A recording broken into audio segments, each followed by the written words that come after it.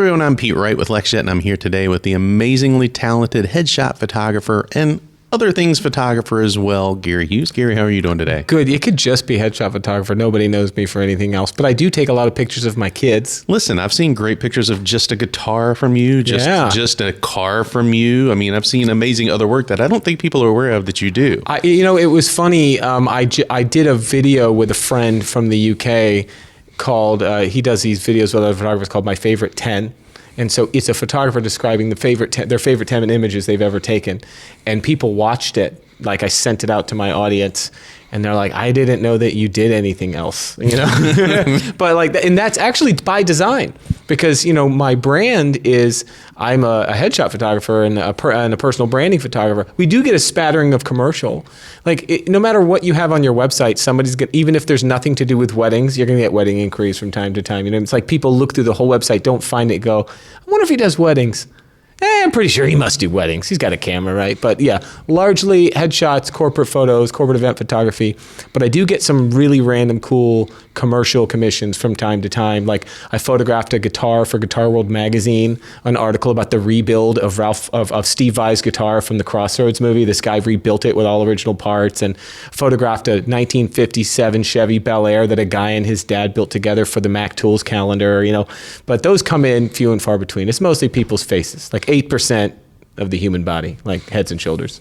Well, and the funny thing is, so we're going to talk about printing today. Of all the work that I've seen of yours, the only two images that I can say for sure that I know I've seen physically printed are the car and the guitar. Yeah, it's funny. Yeah, that's true.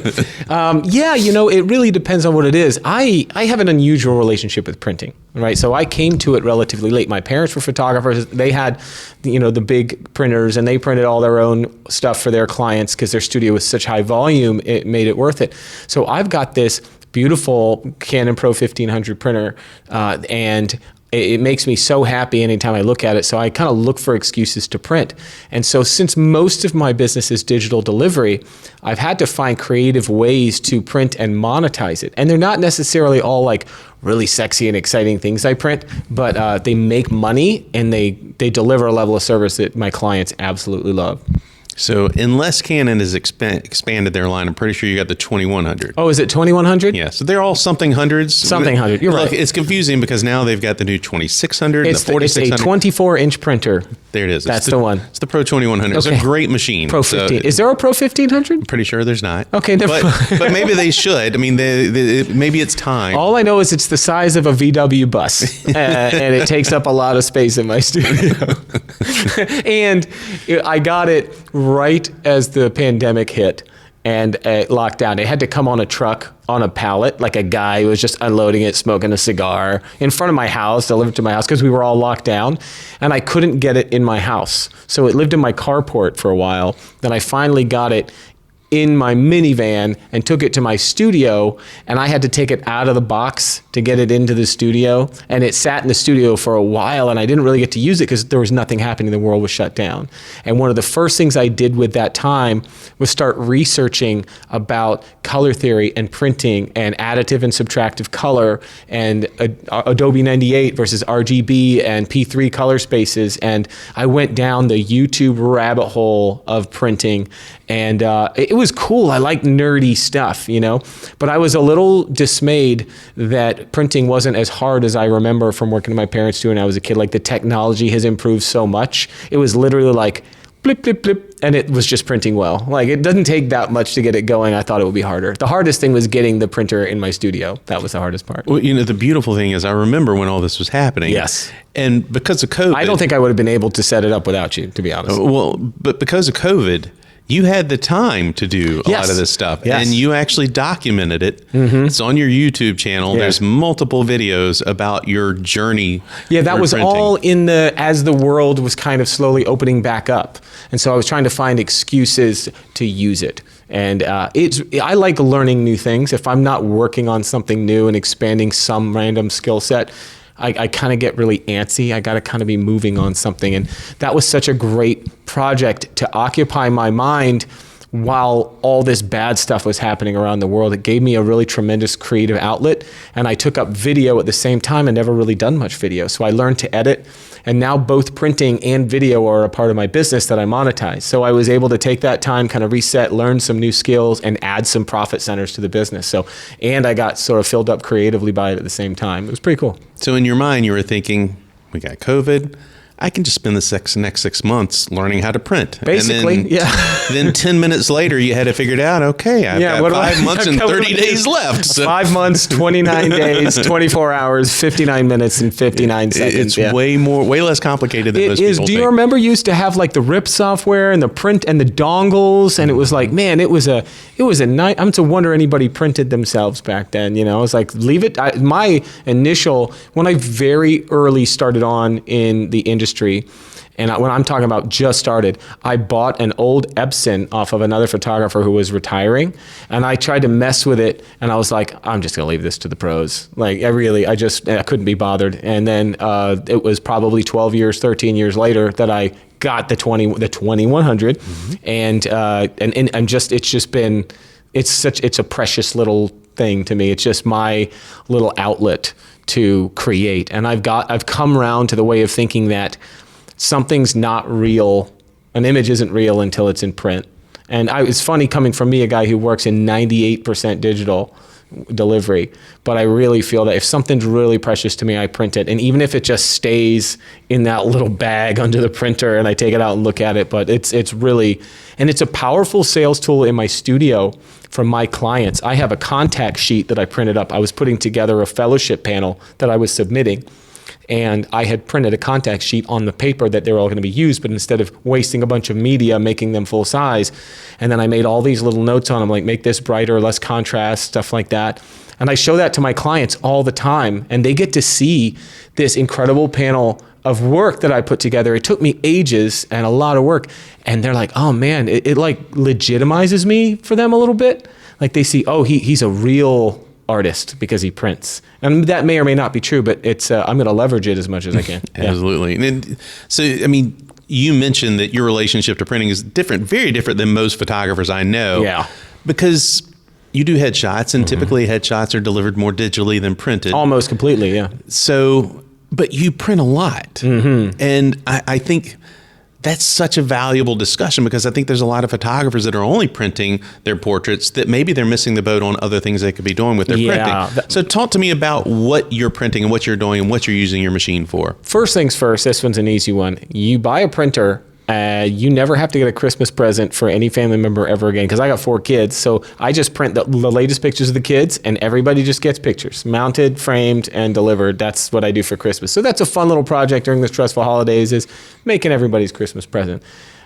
Spoiler alert, it's one picture printed 20 times and everybody gets one. So I never have to buy anybody a present ever again. So that's the printer pays for itself. The paper pays for itself. It all pays for itself. But what I do is I do a lot of corporate work, headshots at events, event photography. And thanks to some really cool types of media, I've been able to figure out how to give my client an offering to solve problems for them. So we run here's a good example. I worked for a big company a few months ago that's like part of this IBM conglomerate, and they wanted 2 headshot stations for all their C-suite executives and then, VPs and stuff. So it was like the CEO, CFO, COO, all the O's, all the C's and O's. And do they all end in O? They do, don't they? The CTO. And so they're really big about branding. They paid a lot of money for this brand when they split from the larger company.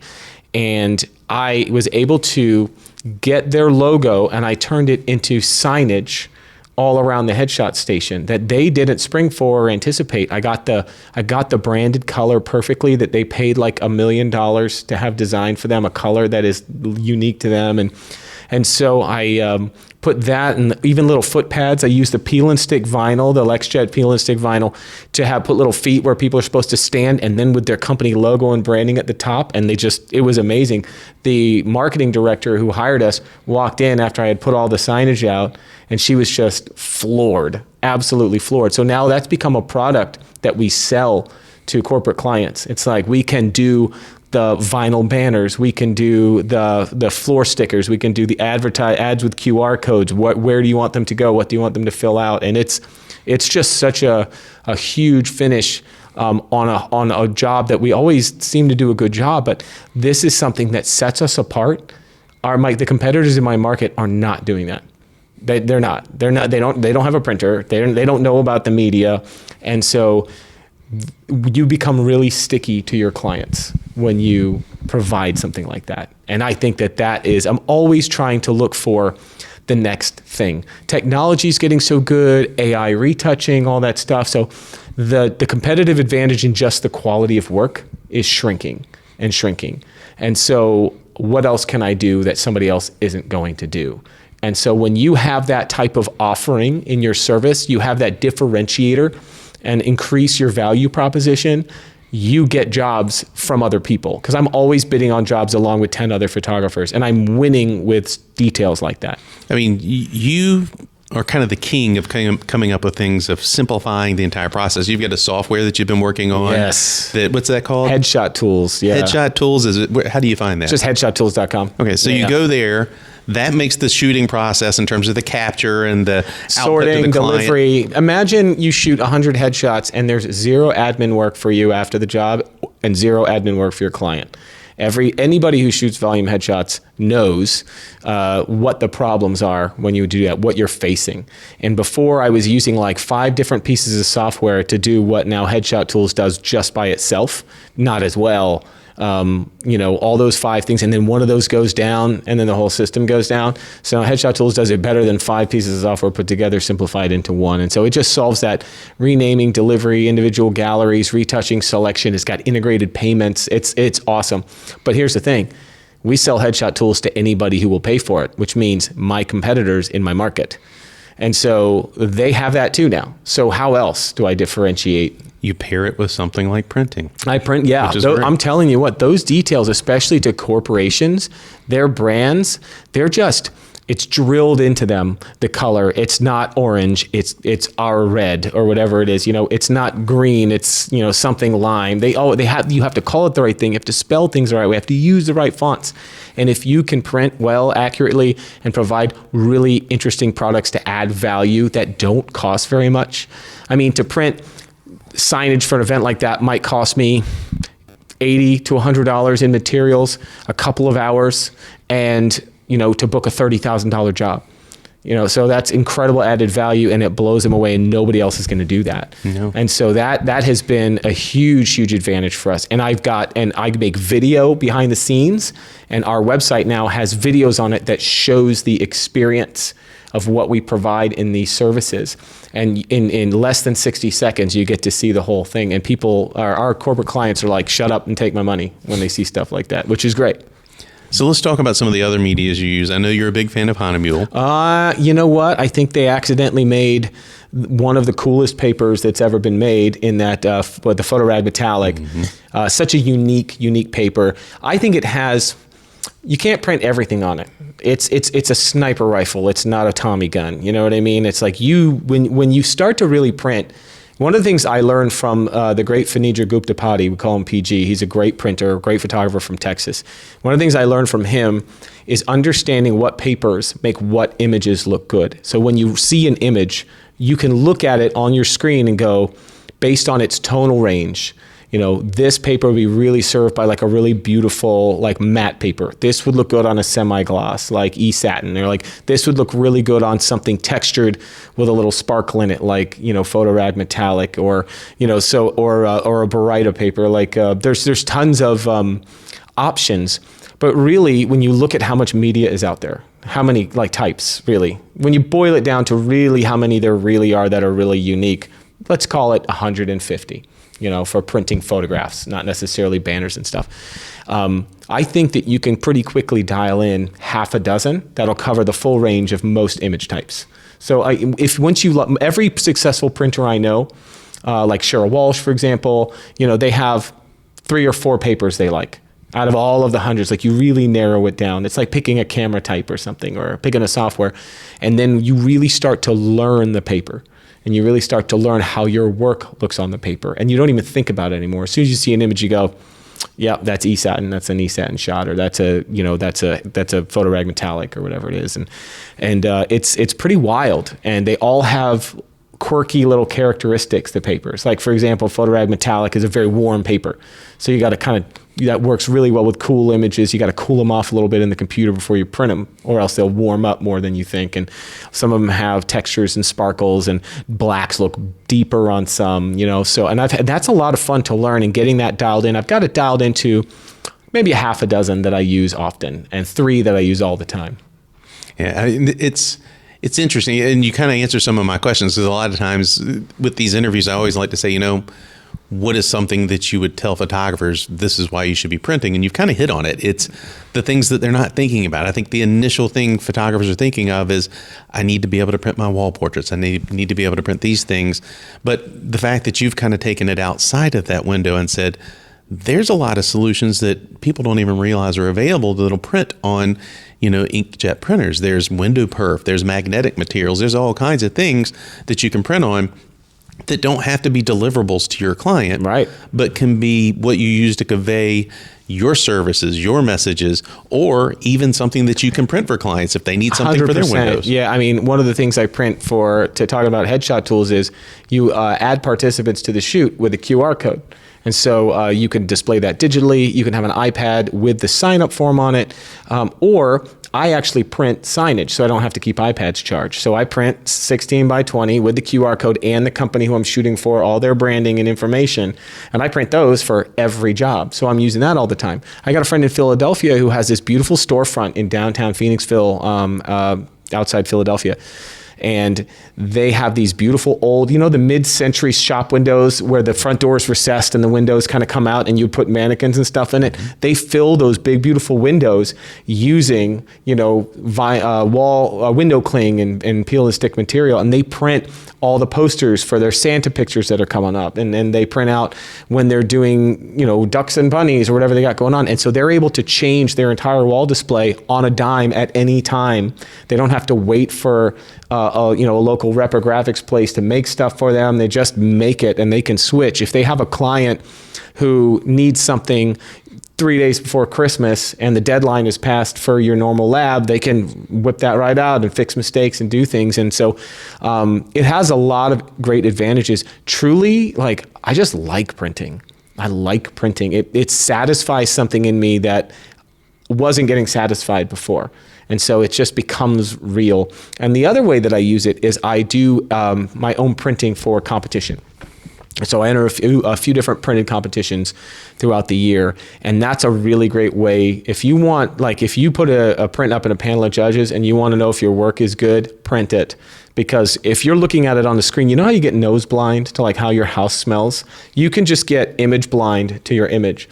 When you print it, and you print it 16 by 20, 20 by 24, print it and lay it out, and you'll see something wrong with it that you're like, oh man, I overcloned that part of the image, or oh wow, I do need to fix that. And it just gives you a new way to look at your images. So I have a lot of fun with it. I will tell you this, even if you don't make printing a huge part of your business, if you learn to print, you become a better photographer.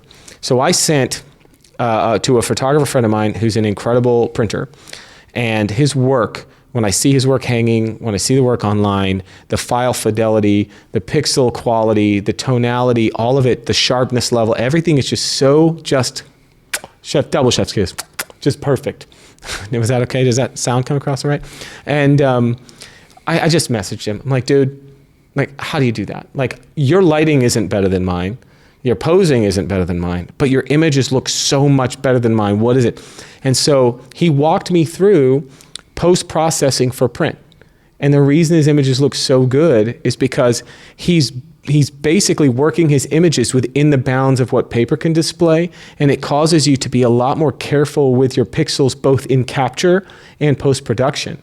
So if you're just a person who cranks the contrast up and saturation and you try to print it, it's gonna look awful. So if you can make a good print, your images are just immediately gonna look better. If they print, they'll look amazing on screen and on a phone, and that's been a huge, just sort of accidental benefit. So I sent him one of my raw files. I said, do what you do to one of my files, and he sent it back to me. I was like, looks like yours.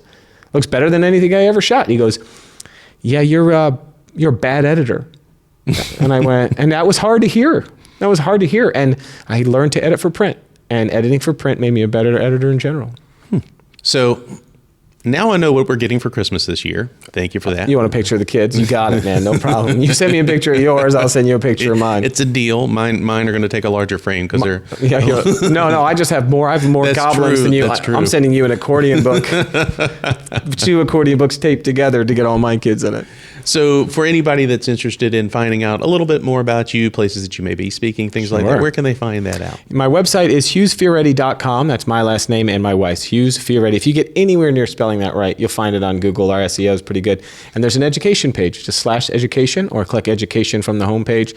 And it's my latest YouTube videos, my full gear list, where I'm going to be speaking, and all that great stuff. So it's the best place to keep up with me. Perfect. Gary, thank you so much for your time today. Anything for you, man. Look forward to following up with you on some other information about some of the printing you're doing, specific images, maybe a little behind the scenes of this new retouching that you learned through your friend that told you were a bad editor. We want to know what you're doing now. Be thrilled to show you. Perfect. Gary, thanks as always. No problem, man. Have a great day. Yeah, you too.